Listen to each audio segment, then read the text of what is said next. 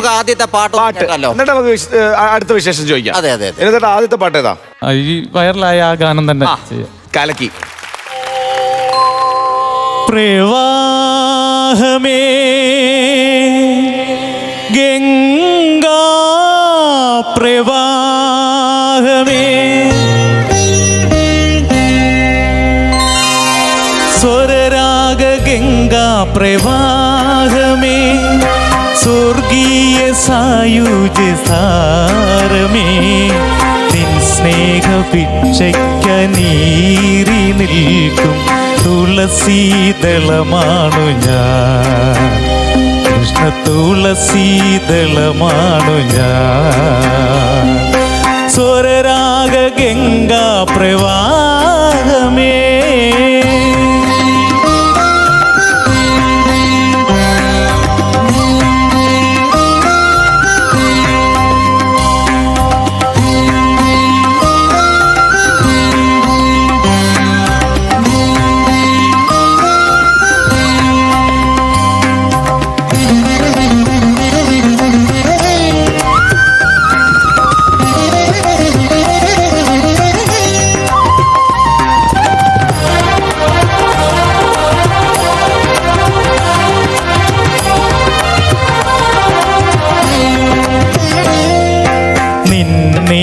എന്നെയും ഒന്നിച്ചിണക്കി നിരുപമനാദത്തിൽ ലോലതന്തു. എന്നെയും ഒന്നിച്ചിണക്കി നിരുപമനാദത്തിൽ ലോലതന്തു. നിൻഹാസരശ്മിയിൽ മാണിക്യമായി മാറി ഞാനെന്ന നീഹാര ബിന്ദു. നിൻഹാസരശ്മിയിൽ മാണിക്യമായി മാറി ഞാനെന്ന നീഹാര ബിന്ദു.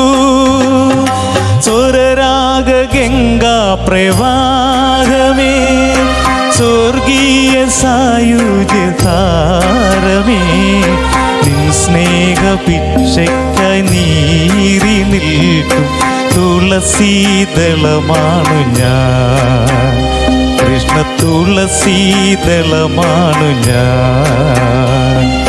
സ്വരരാഗ ഗംഗാ പ്രവാഹമേ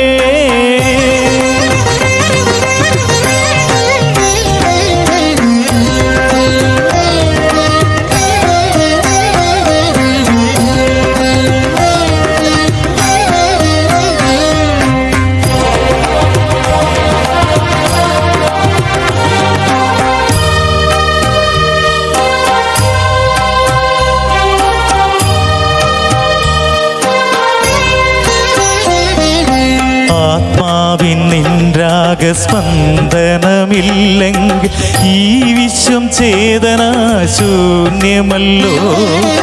ആത്മാവിൻ നിൻരാഗസ്പന്ദനമില്ലെങ്കിൽ ഈ വിശ്വം ചേതനാശൂന്യമല്ലോ.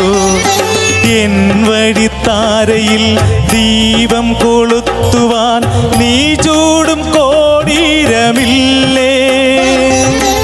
എൻ വഴിത്താരയിൽ ദീപം കൊളുത്തുവാൻ നീ ചൂടും കോടീരമില്ലേ. സ്വരരാഗ ഗംഗാ പ്രവാഹമേ സ്വർഗീയ സായുജ്യ സാരമേ നിൻ സ്നേഹ ഭിക്ഷയ്ക്ക നീറി നിൽക്കും തുളസീദളമാണു ഞാൻ, കൃഷ്ണ തുളസീദളമാണു ഞാൻ. സ്വരരാഗ ഗംഗാ പ്രവാഹമേ സ്വരരാഗ ഗംഗാ പ്രവാഹമേ.